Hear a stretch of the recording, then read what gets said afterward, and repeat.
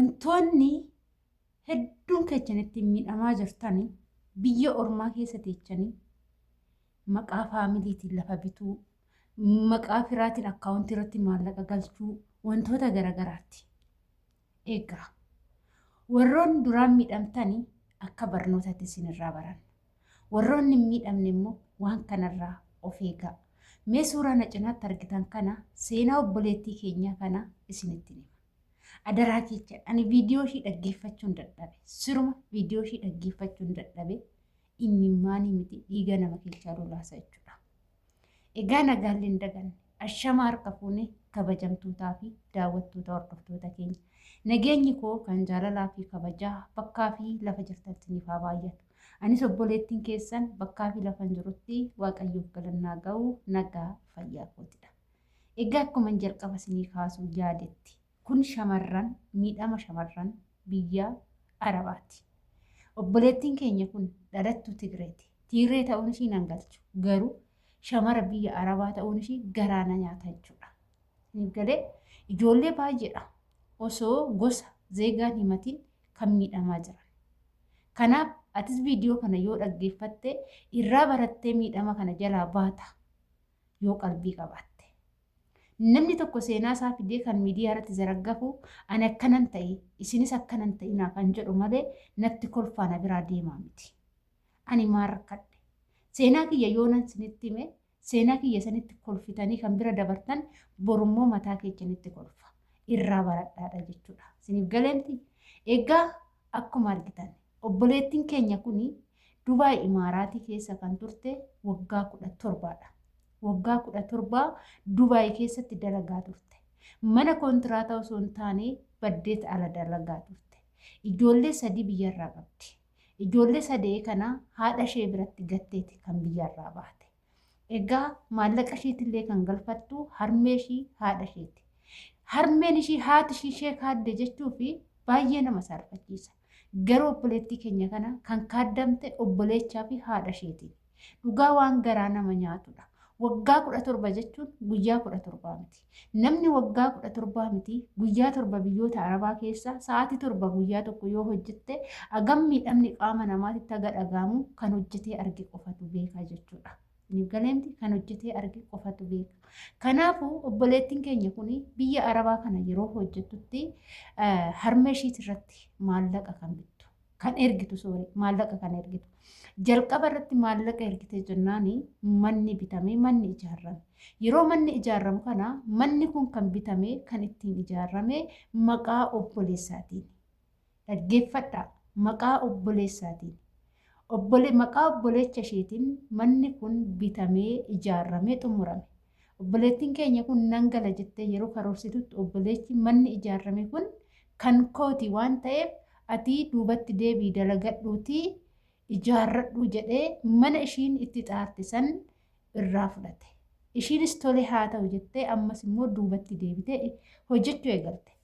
Yeroo hojjechuu eegaltu kana ammas maallaqa ishee harmee ishee irratti ergite. Obboleettiin keenya kun kan jiraattu ala malee kontiraataa miti.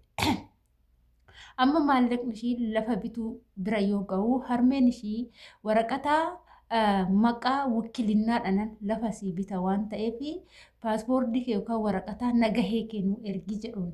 Yeroo kana obboleettiin keenya kun ani waraqata sin qabu paaspoortii sin qabu kanan hojjedhu ala seeraan alaa kanaafuu homaa erguun danda'u haadha koo jetteen. Haati ishee gizee kana maqaa ofiitiin lafa kana duubatti deebitee bittee obboleettiin keenya kun mana ishee irratti ijaarratte.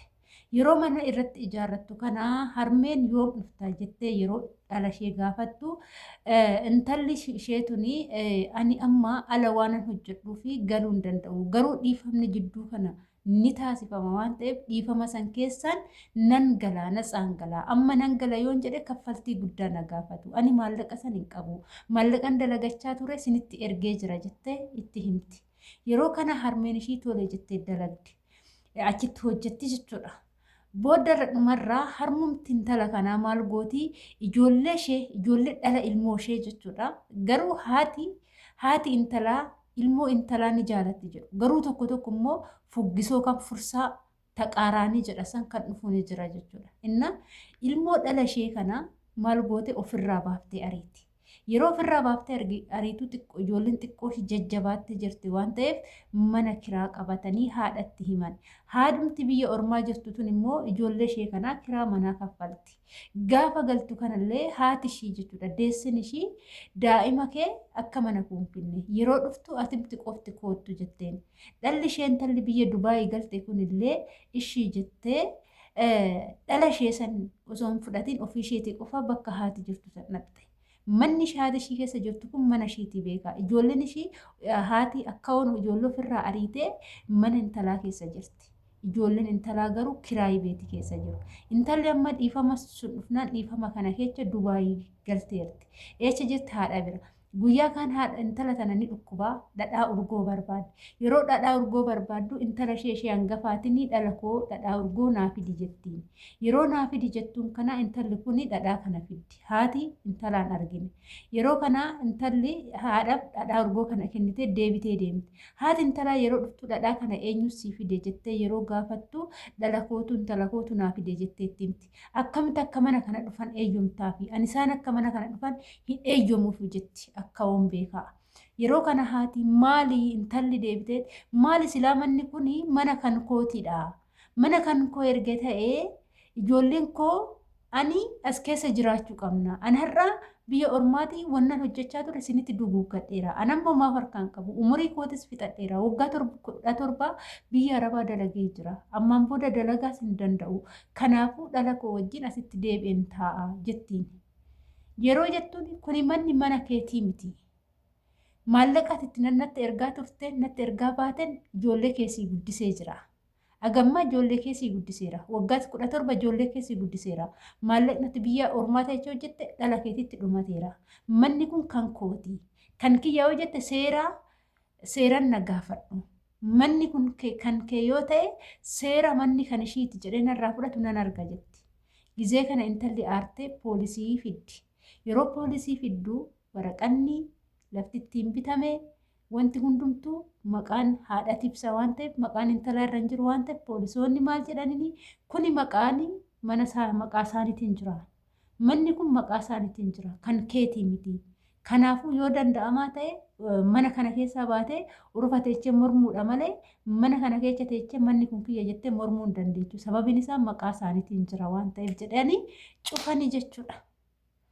Haati intala ishii humna intala ishii kaaddee obboleechi haati kaadanii intala alatti ari'anii ofii isaaniitii mana san keessa taa'anii intalli waggaa 17 dalagde qullaatti baadutti hafte.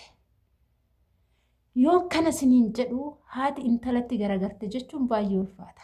Garuu haa ta'uti ijoollee keenya shamarran keenya yeroo ammaa namni amanamaan hin jiru yoo waaqa tokko hin ta'in. Yoon kana siniin jedhu maasii muluu miti. Garuu birriin seexana. Nama gaarii balleecha. Nama amantuu akkan amanni taasisa. Wanti si barbaachisu maallaqa kee harka kee keessatti qabadhu. Wanna gochuu qabdu hundumaa gaafa waggaa 2 fixxee galuu yoo dandeeche maallaqa keessan harka keetti irratti qabadhuuti gaafa galtuu maallaqa kee qabadhuuti lafa yoo bitte maqaa keeti ofii keeti farramadhu biti malee kuni jaalallee kooti kuni haadha kooti kuni abbaa kooti kuni abbaa manaa kooti jettee koon gumallee biyya Arabaatti xaarte maqaa nama tokkootiin illee lafa hin biti lafaa miti waanuma tokkoyyuu bituun isin hin barbaachisu.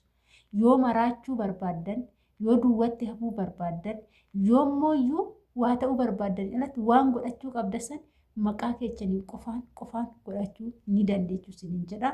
Egaa kana fakkaata. Waan kanarraa namoonni hedduu waa baay'ee barata. Anis natti dhaga'ame. Baay'ee namatti dhaga'ama. Hedduu namatti dhaga'ama. Adaraa keessan of eeggadhaa isiniin jedha. Egaa viidiyoo irraa kanuma fakkaata. Turtiin wajjin gootaniif ulfaadha galatoomaa hanga viidiyoo biraatiin walitti deemna.